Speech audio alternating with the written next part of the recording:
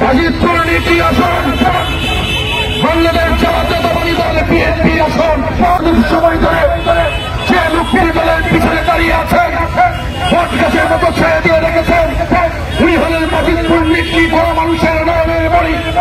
গাজীপুর নীতি গণ মানুষের প্রাণ হৃদয়ের স্পন্দন, উনি হলেন শেখ মুজিবুর ইকবাল সাহেব। বন্ধুরা,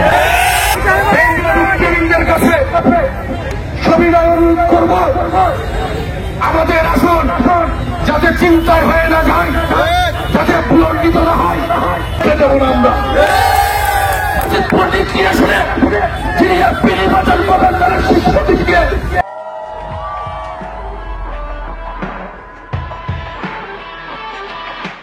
তার নাম হলো শেখ মুজিবুর ইকবাল সাহেব। আপনার প্রতি বেগম খালেদা জিয়ার প্রতি পূর্ণ আস্থা এবং বিশ্বাস থেকে বলছি, গাজীপুর নীতির আসন, বিএনপির আসন, শেখ মুজিবুর ইকবাল সাহেবের আসন, চেয়ারপারসন বেগম খালেদা জিয়ার কাছে আগামী রাষ্ট্রনায়ক তারেক রহমান সাহেব আপনার কাছে আমাদের আকুল আবেদন, অবিলম্বে গাজীপুর নীতি কিশোরগঞ্জ 5 আসরে প্রার্থী হিসাবে শেখ মুজিবুর ইকবাল সাহেবের নাম ঘোষণা করা হোক। গাজীপুর নীতির আসলে